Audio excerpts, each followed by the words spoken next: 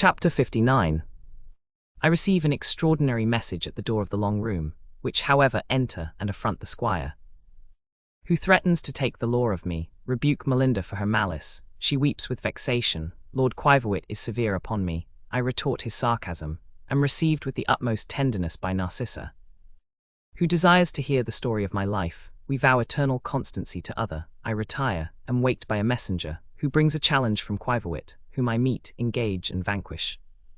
I thanked him for his advice, which, however, my pride and resentment would not permit me to follow.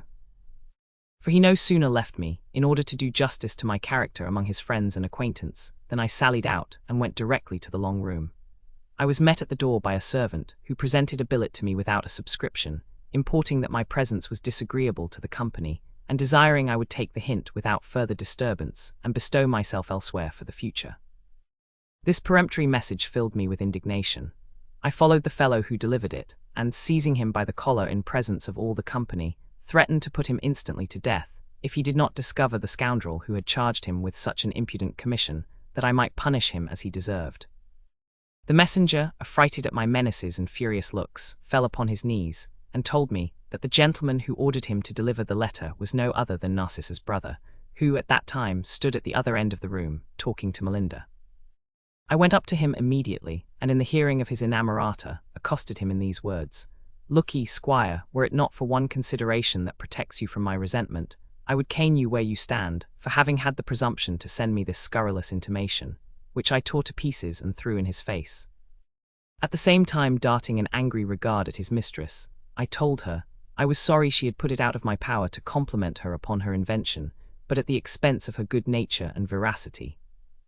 Her admirer, whose courage never rose, but in proportion to the wine he had swallowed, instead of resenting my address in what is called an honourable way, threatened to prosecute me for an assault, and took witnesses accordingly.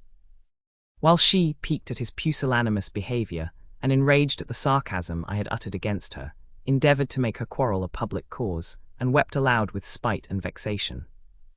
The tears of a lady could not fail of attracting the notice and concern of the spectators, to whom she complained of my rudeness with great bitterness, saying, if she were a man, I durst not use her so. The greatest part of the gentlemen, already prejudiced against me, were offended at the liberty I had taken, as appeared from their looks, though none of them signified their disgust any other way except my Lord Quiverwit, who ventured to say, with a sneer, that I was in the right to establish my own character, of which he had now no longer any doubt. Nettled at this severe equivocation, which raised a laugh at my expense, I replied with some warmth, "I am proud of having in that particular got the start of your lordship."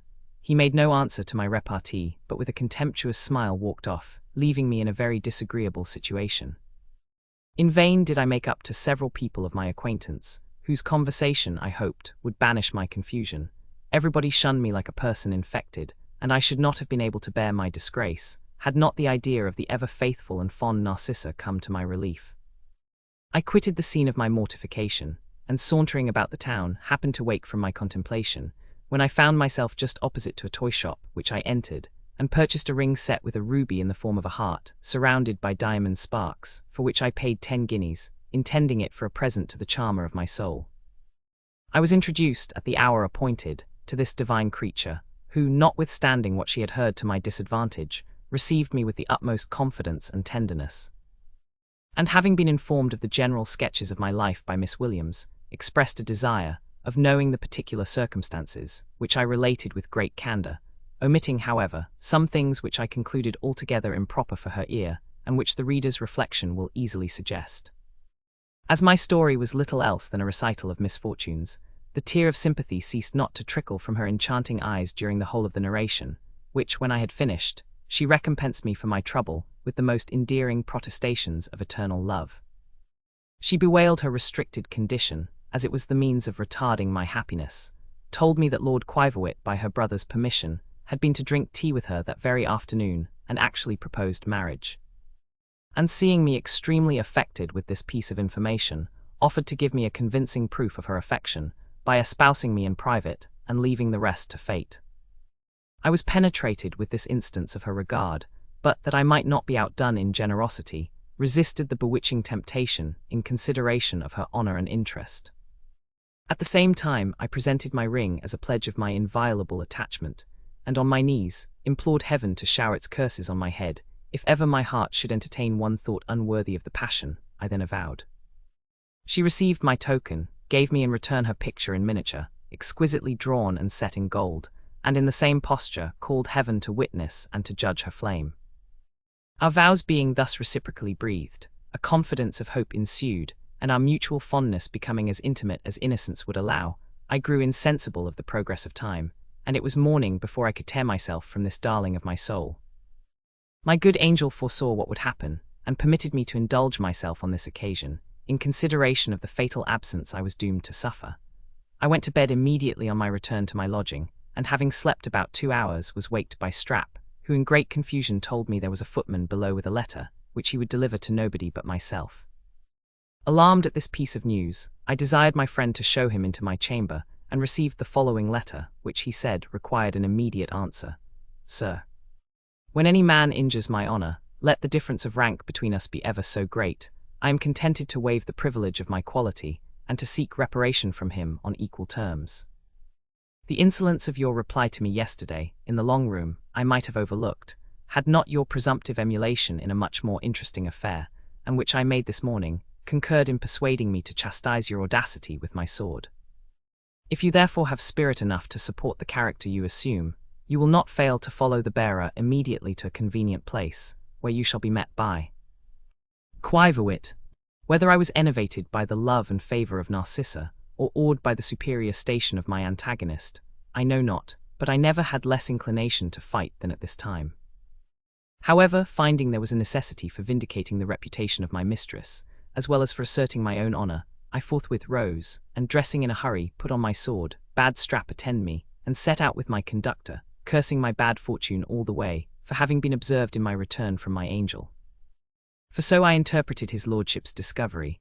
When I came within sight of my rival, his lacquey told me he had orders to stop, upon which I commanded Strap to halt also, while I walked forward, resolving, if possible, to come to an explanation with my challenger before we should come to battle. Nor was an opportunity wanting, for I no sooner approached than he asked, with a stern countenance, what business I had in Mr. Topol's garden so early in the morning. I don't know, my lord, said I, how to answer a question put to me with such magisterial haughtiness. If your lordship will please to expostulate calmly, you will have no cause to repent of your condescension. Otherwise I am not to be intimated into any confession. There is no room for denial, answered he. I saw you come out with my own eyes. Did any other see me? Said I. I neither know nor care, said he. I want no other evidence than that of my own senses. Pleased to hear that the suspicion was confined to him alone, I endeavoured to appease his jealousy by owning an intrigue with the waiting maid. But he had too much discernment to be so easily imposed upon, and told me there was only one way to convince him of the truth of what I alleged, which was no other than renouncing all claim to Narcissa upon oath, and promising, upon honour, never to speak to her for the future.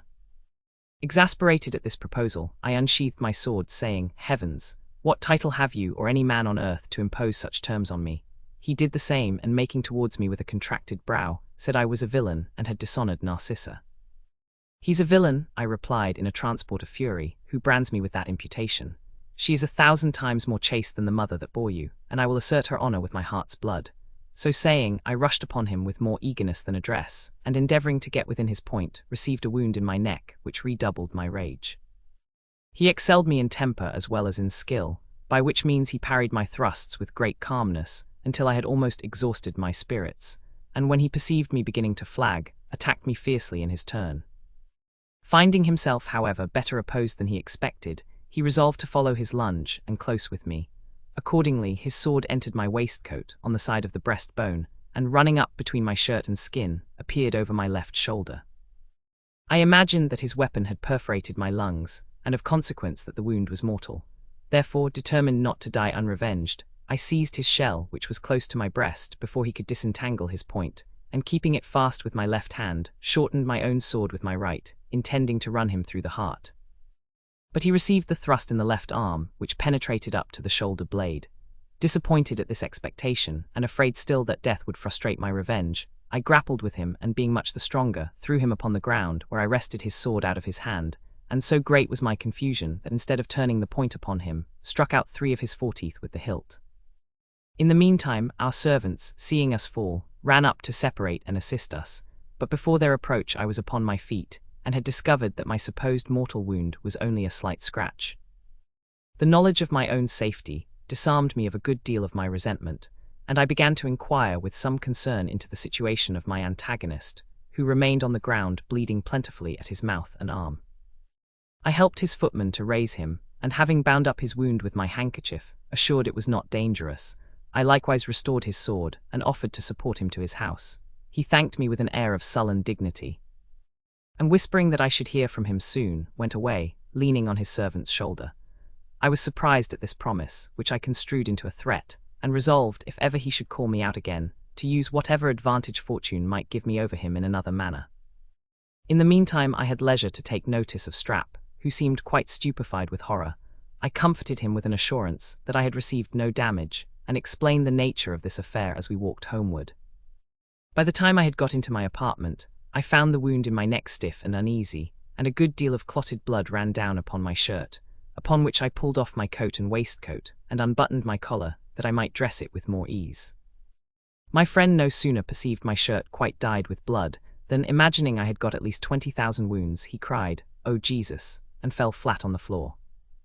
I stopped the bleeding with a little dry lint, and applying a plaster over it, cleaned myself from the gore, shifted and dressed, while he lay senseless at my feet, so that when he recovered and saw me perfectly well, he could scarce believe his own eyes.